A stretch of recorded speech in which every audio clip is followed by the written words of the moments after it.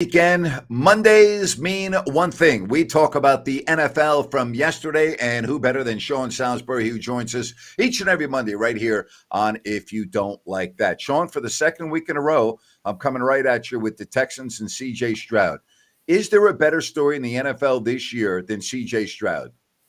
Now, for a two-game story, Josh Dobbs sure fits in with what he's doing, right? It's been a phenomenal to keep now they're in playoff position. He's been that's for another whole. You could do a 2-hour show on what that guy's accomplishing. It's awesome. But not only is there not a better story, if he's not, I don't know how you can't consider him the MVP of the league. 15 touchdowns, 2 picks, 9 touchdowns in adversity against, I think, 0 picks when they're playing from behind. He is as aggressive, I think, metrics-wise and statistically as there is in the league. He does not turn the ball over in clutch situations or when they're down. He did yesterday, but what did he do? Listen, he fumbled twice and threw a pick. Most guys, as veterans, could have wilted. He just stepped his game up and took him down and put him in. So when I say none, he has protected the ball. He's aggressive. They were supposed to be a last-place team with, through 4 or 5 wins this year. Now he's got him with the chance 1 game out of first place, and they already beat Jacksonville, and they're playing better. So he's playing look at his stats and performance is better than Lamar. He's playing every bit as good or better statistically over the season than Joe Burrow, and their record now at 5-4, and they beat 5 teams that were post 500 teams. There is not. Now listen, you can argue Lamar, you can argue Burrow, you can argue whoever you want, but if you don't have him in your top 3 in a heavy argument, serious, then you're not watching the same game I'm watching. The guy's phenomenal. He's elevated the building around him. He makes players better, and he's doing it with rookie.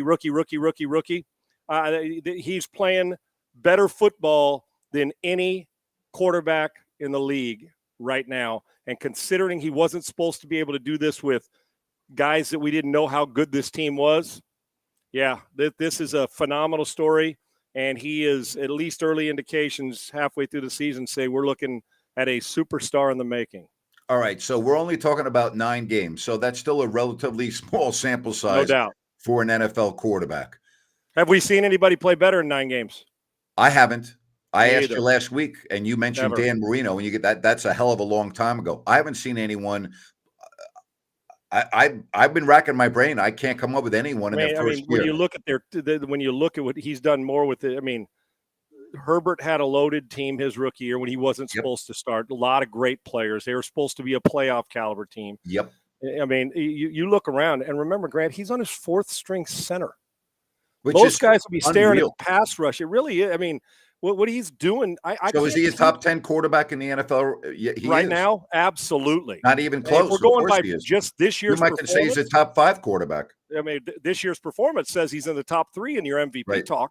It's frightening. And Grant, they're not backing down from anybody. It's impressive to watch, man. I've watched a lot of quarterback play over my years, and the fact that he's as good or more accurate 15 yards or more, he is like 0 to 10 yards is a trip. It really is. You don't see this, man. I guess this is a better way of asking a question. If you were a general manager and hypothetically you were having fun and someone said, all right, Sean, you're running a team. You can take 10 quarterbacks in the NFL and you can all put them on your team. He's clearly one of your top 10 guys you're taking right now in the NFL, is he not? Absolutely 100% correct, because he still does it from there. Grant, how I feel about put your foot in the ground, be patient, be able to pocket presence, head up, and still deliver the football when somebody's about to hit you in the mouth and do it accurately. It's, listen, hey, there's guys I'd probably start with soon, like a Joe Burrow, because he's done it longer. But if we're just talking about early returns in 9 games, I don't know how the guy, and think when he learns how to play, dude still doesn't even know. He doesn't even know how to play yet. Well, there are 2 teams. He learns what coverage is all about. There are 2 teams in New York that wish they had him. That's for damn sure. And no doubt. Listen, I don't even know what to say about that interception that Zach Wilson threw. I just don't understand how a quarterback of that supposedly of that magnitude can make that throw, that read. But you played the position, so I want you to be looking at what Zach Wilson was looking at and explain to me how that throw can be made. LASIK procedure. I'm kidding. Grant, he may have 15, 20 vision. Listen, and I see it often. There's a couple throws last year when, I mean, I'm not comparing Zach Wilson to Josh Allen. Like, there is nobody. I mean, they're right in front of you, and you throw it to him. Sometimes I'm like, well, Burrow made a couple of those yesterday, which is not like him. But their bodies of work have obviously been in the league longer, and you trust them. But with Zach Wilson, listen, Grant, I'm just going to say this because I know he's got a monster arm, and then you see him running one way, look this way, throw a sidearm rip shot right on the money where there was. I mean, he's so gifted. The problem is you can't sustain that gift of just doing what he does and being great at it on a regular basis. He just doesn't. He's not. And I'm going to tell you, I've seen enough to tell you. Now, listen, I guess, you can see like a Geno Smith and certain guys that'll go somewhere else, and somewhere along the line, 5, 6, 7, 8 years in, your career shifts and you're playing great football and you learn something. But as we sit today, the bottom line is, Grant, he can't sustain 40 throws a game without making that one or two major. Every single game you watch him, and there'll be one or two throws you say, what in the hell are you doing? And I wish I could explain it. You know what we need, Grant? I've been begging for it, and I do with technology, and it's not hard. A little GoPro in my helmet where I'd like them to cut to the camera so fans could see. Now, it's not an easy position by any stretch. I really would. Right. So when they're dropping back to pass, why can't we have a camera there that shows the quarterback's eye view of what's going on during a game? It's not cumbersome. You'll never even see it. Right. Just a small one with technology. Let's cut here's what Zach Wilson saw, or here's what CJ Stroud's seeing, so we can get either an idea of how difficult it is to play the position, or an idea of how some guys make it look way too difficult to play the position. Spectacular talent, but we are far enough along for Zach Wilson to tell you that this is who he is. Yeah. He'll be careless sometimes and make a spectacular throw the next. He can't sustain greatness right now with his inaccuracy and his decision making. Ryan in Sacktown has a good answer about, name me a guy who's top 9. Here's the distinction I would make. Purdy's got Pro Bowlers all over the field. All right. He's got a tight end. He's got Deebo Samuel. He's got Christian McCaffrey. And he's got, during that stretch, a Super Bowl caliber defense. That to me is the big difference. And I'm not taking anything away from Brock Purdy because I think Ryan's spot on. His 9 games were outstanding. Been phenomenal. And I said at the beginning of the year, I told you he should win the job. Aside from a couple interception where he's turned it over a couple times, Brock Purdy should be the guy. He's good enough to take you where you want to go.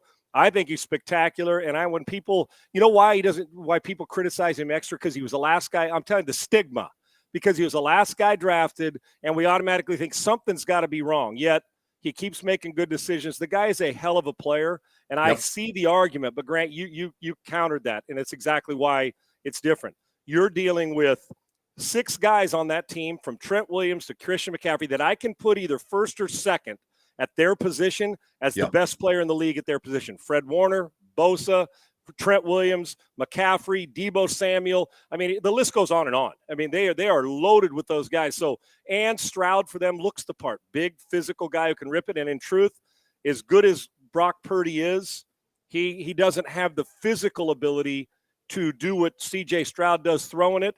And Stroud's we're not just talking about it. He is actually making those throws. I love Brock Purdy. I do Stroud's too. just a more imposing talent. Here's another difference, and I think it's a relatively large one. Maybe you would disagree. Purdy was able to be on the sidelines and watch for several weeks. He didn't come out of camp as the number 1 guy with all of the expectations and all of the pressure on him. And I think that does matter when you're talking about the quarterback position. Again, I'm not taking anything away from Purdy, but, he had a chance to watch many games from the sidelines before he stepped onto the field. Yeah, you're not taking any, but Grant, we don't even need to qualify that. You are 100% correct. And you can be great. You could feel great about somebody else and still know that the Brock Purdy's of the world are really damn good players. Yep. And when it gets right down to it, player for player, we're talking about a team who's not far removed from Super Bowl, not far removed from an NFC championship game again, not far removed from another NFC championship game. So, and he has, and the truth is, there were 0 expectations for Brock Purdy. There was every expectation for CJ Stroud, and both of them have exceeded them. But CJ, when you're the second pick of the draft, you ain't got time to bleed, my man. You got to go.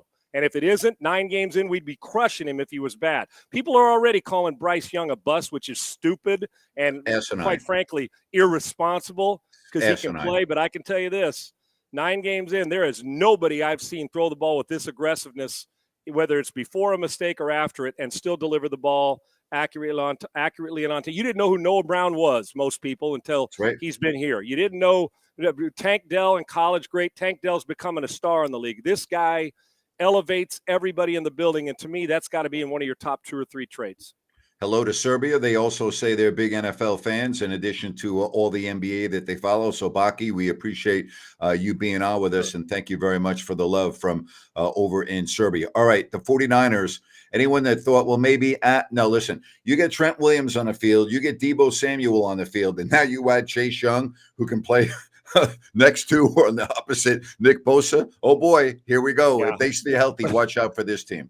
Yeah, so much for their demise, right, Grant? Yeah. The world may have wanted them to lose 4 in a row because they don't want the 49ers to be in a position to, for whatever reason.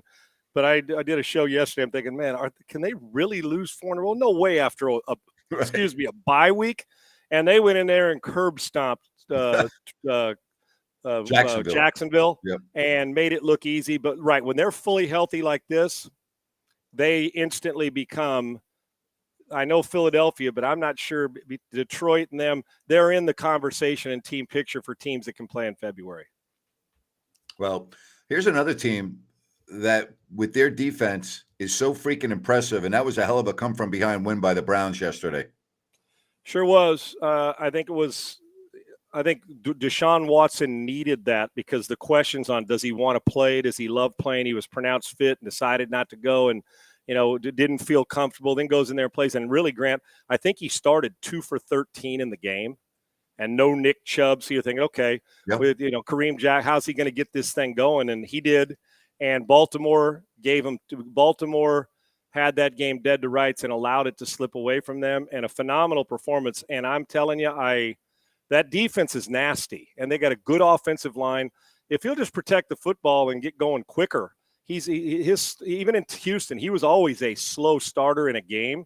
But that division, I mean, how's Mike Tomlin winning how's he got 6 wins with that offense? That offense can't beat me and you, and they're winning. So in Cleveland, you just said it, Mike Tomlin. That's how they're doing it. I can make an argument Mike Tomlin's the best coach in football. I can make that argument.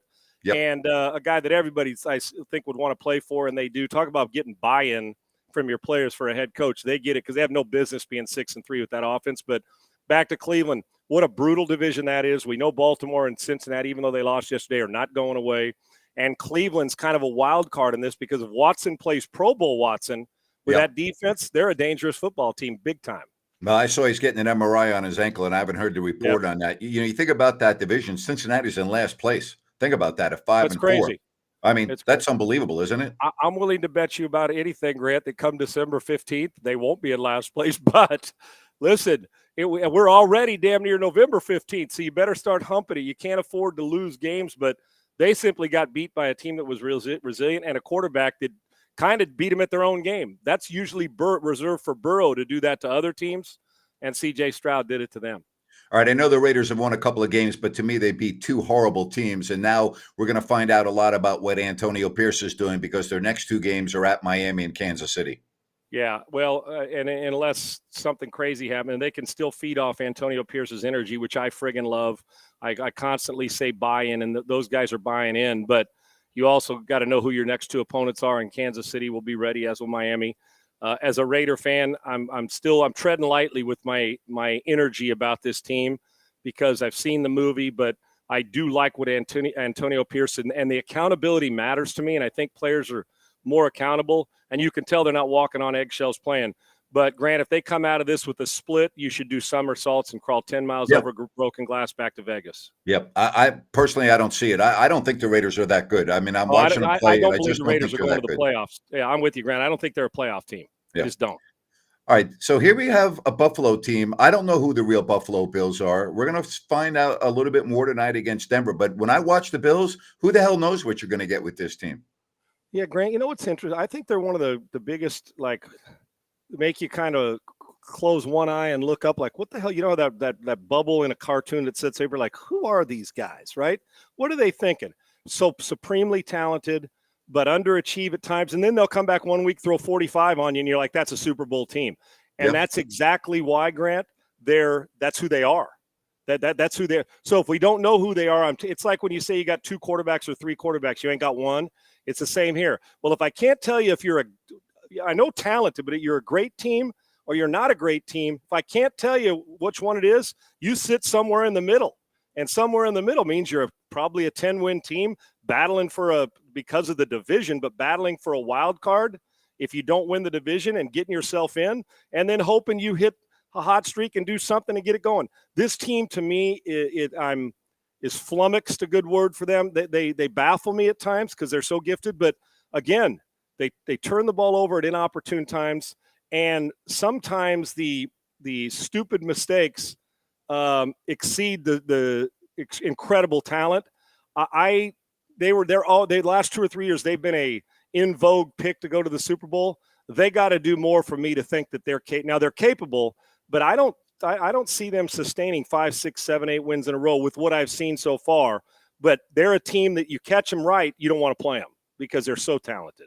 Sean, what's your take on what's going on at Michigan and the Harbaugh suspension? I thought it would be harsher, Grant. No, and listen, I don't set the rules. I don't the rules whether we like them or not. The bottom line is if you scouted and then used electronic. First of all, you can't advance scout in college football. You just can't. And if you did that, then you get punished. But then if it's deeper than that, and obviously the Big Ten by telling Harbaugh you can't be there for 3 games, but you come back. The Big Ten wants to protect their baby, which is a team that's got a chance to win the whole thing, and I understand. A lot of respect for that program and those players busting ass. Now their schedule is going to get tougher finally, and it did go into Penn State. So I listen. If they did all that they say that people say they did, then that punishment's not near harsh enough.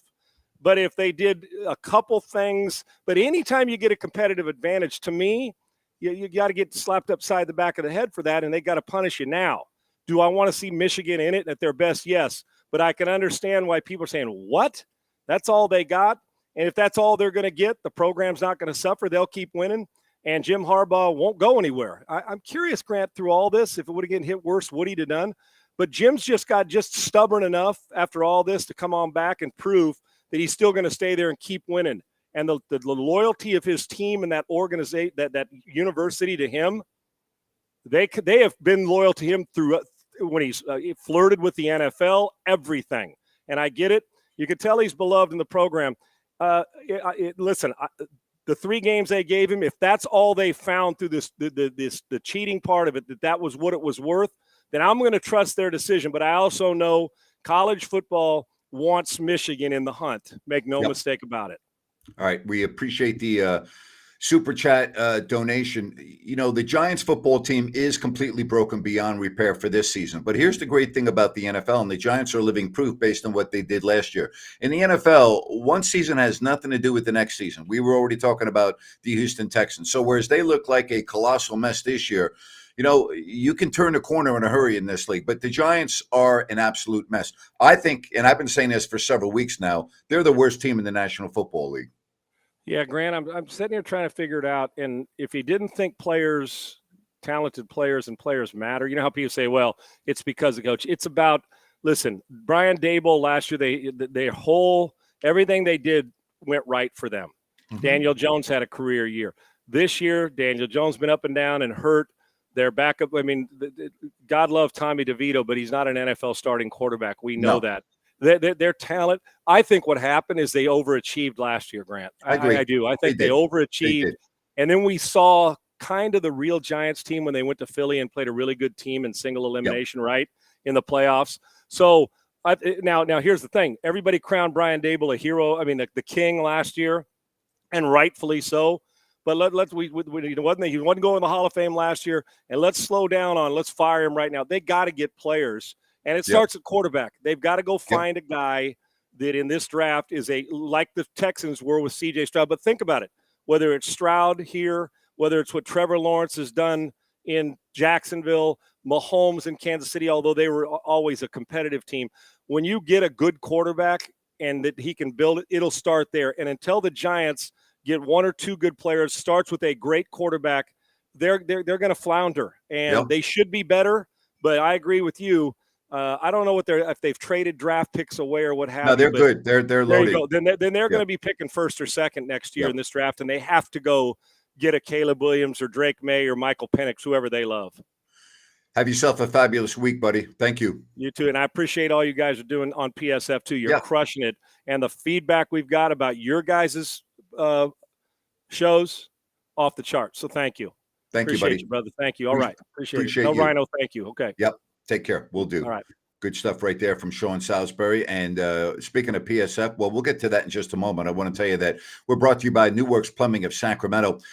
Just go to sackserviceplumbing.com or call the number on your screen. New Works Plumbing, they've got a fix for you. They're available 24/7. That's sackserviceplumbing.com or call the number on your screen. You are, Ryan, my friend, going to be doing the game tonight on PSF, aren't you, a pro sports fan? So I encourage anyone that's on the stream right now, you can join Ryan beginning at 7 o'clock tonight.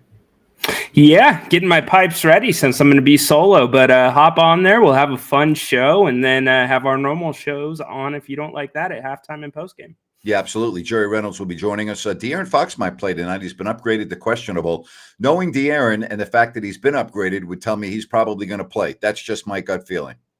Well, it can't hurt the Kings. You hope that his cardio is ready. He had a full practice Saturday, full participant today in shoot around. So he knows his body. The medical staff is going to make a decision on what's best for him. And it'd be a much needed boost against a good Cavaliers team coming into Golden One Center tonight. Yeah, the fact that he had a full practice over the weekend and was a full participant today tells me he's going to play. There's no reason not to play him if he came out of practice fine. And that's the test. So it doesn't mean you have to play him 35 minutes, but I know De'Aaron Fox, and trust me, if he can play, he's going to play. And by that, when I mean if he can play, I mean if he can help the team. He's not going to play if he can't help the team. And I think based on what they saw in practice, they're very confident of that. And with a sprained ankle, I mean, you can always turn your ankle. So I don't think there's that aspect of it. So personally, just, reading through the tea leaves, doubtful to questionable, that means he came out of the practice very well. I expect him to play tonight. You hit the nail on the head. It means he likely had no soreness if he was full go today at shoot around. Grant, the guy I'm starting to turn my attentions to is Trey Lyles, because we're not getting a ton of updates on what's going on with that calf. He's missed the entire season to date, and not really a positive update that we've gotten on Fox. No, that would tell me don't expect him back anytime soon. And calves are very tricky, and so boy, that's unfortunate. But you take on a Cavaliers team, and boy, they had a heck of a game the other night against Golden State, and this should be a lot of fun tonight. Yeah, the Kings better bring their hard hat and their lunch, because the Cavs are a physical team. They are a long team. In their 2 wins against Golden State, they had 50 and 58 points in the paint. So looking right at you, Sabonis, looking right at you, Harrison Barnes, Keegan Murray. You guys are going to have to bolster that front line. And as for the guards, they've got to get in the paint too. The Kings are right now 28th in the league in 3-point percentage per game. So they're going to have to step it up and find other ways to score. All right, again, I know it's early. I don't want to get carried away. It's the middle of November. But right now, there are 6 teams ahead of Sacramento in the standings that were all behind Sacramento in the standings last year. Dallas, Minnesota, Houston, Oklahoma City, Golden State, and the Lakers. Dallas looks like they're the real deal right now. They're 8-2. And how about Minnesota? Minnesota has won 5 in a row. They're 7-2. And those Houston Rockets that we all thought would be near the bottom of the barrel, they're 6-3, followed by Oklahoma City with 6 wins and Golden State with 6. But Dallas, Minnesota, and Houston. Dallas, yes. I don't think anybody thought Minnesota would be where they are. Thought they'd be a playoff team, but not this good. And I don't think anyone, including those in Houston, thought the Rockets could be where they are right now. Now, I'm not saying the Rockets are for real yet. I need more of a sample size, but so far, so good. And the Kings know they're for real because they just got their ass kicked last weekend twice. Exactly right. Yeah, I'm with you. Minnesota, I think, they're playing well right now, but just over the sample size since they've had the 2 bigs there. And I know Anthony Edwards makes a big, big difference for them now. I want to keep an eye on them. I think the Lakers will drop off. And then you got to mention the Warriors as a surprise, too. I think a lot of people did not have them up in the West where they're at. So watch them as well. Minnesota's point differential is through the charts at plus 9.7. That's just unbelievable. I think that you need 15 or 20 games before point differential really jumps out at you. But just understand, the Kings' point differential is minus 2.7. Last year, it was a plus all year. Right. Okay, with the exception, obviously, of the first 4 games. But that's big for the Kings. Okay, so in order for them, that minus 2.7, which when you look at the standings, it's normally in red, needs to go to the green. And when that happens, then the Kings will move up in the standings. But that's a really important barometer that we use. As a matter of fact, all the teams 1 through 6 have positive point differentials, and all the other teams below them, with the exception of the Clippers, are all negative point differentials. It's not a misleading stat. It's very telling. Yeah, and I think the thing about that, Grant, is it's the offense. It's not the defense that's causing the point differential issue. The Kings Yes. are 27th in field goal percentage per game. So that's really bad. And the defense was really good last game against Oklahoma City. Mike Brown loved it, and you could see that effort there. So if they just start to get some shots to fall, as you said, with this sample size, and that improves, it should be much better for the Well, Kings. with Fox coming back, that obviously is going to increase your points per game. I mean, he's missed 5 in a row, so Yeah. that should help. All right, so you've got PSF, and then you have got the pregame on YouTube. Jerry Reynolds will join us at halftime, and then we will have the postgame. Yeah, Sea Dog wants to chime in on James Harden. Yeah, I don't know what else to say. Yeah, it's did we expect anything different? I mean, it's what we expected, and the reality is Westbrook or Harden is going to have to move on. That is just not going to work. Didn't work in Oklahoma City, and I don't even think a working duo of those two fixes the Clippers this year. Sea Dog says the early impact of the Harden trade seems astronomical. And then we've got Serbia checking in. Thank you for your love. Tonight, we're going to watch 2 hours of warm-up. We're going to put the original sack feed 2 hours before the game. Watch how Fox's warms up. Burgers plus Kings night, folks. So you are welcome to come to the party. Now, that's a legitimate hardcore fan watching the game in the wee hours of the morning over in Belgrade. Oh, I love it. And Baki's on every stream too. Yeah. They are here for every show like Cody. So good stuff. Good stuff. Might get tired of that burger though. We hear about the burger every single time there's a game. Once you have it, you won't get tired of it, I can tell you. Speaking of burgers, they got great burgers out at Bennett's. Just go to Bennett's West Side Grill in Rockland. They're at the Blue Oaks Town Center. They're awesome. Go to Bennett'sRestaurants.com, make a reservation, check out the menu and more. That's Bennett's West Side Grill. That's one of 3 locations, including Sacramento and Roseville. Bennett'sRestaurants.com. All right, buddy. Good show. Look forward to pro sports fans that I'll be watching that you can do. And then I'll talk to you at halftime. Sounds good. Thanks, Stamps. And I'll also be watching a pregame show on YouTube. So keep it going, Rhino, man. You're working. I like it. I got my man working over here. I like it. Yeah, got my boy working. Give me more. Give me more. All right. See ya. Bye. Good stuff right there. All right. So the Kings and the Cavs again. De'Aaron Fox is questionable. Gut feeling. Knowing Fox, I think he's going to play. But again, just the gut feeling. Thanks very much. Lots of programming coming your way. Pre-game, halftime, post-game right here on If You Don't Like That. And coming up at 4 o'clock, I'll be over on Listen App. So join me on that. You can download it. That's Listen App coming up in about 30 minutes. So long, everybody.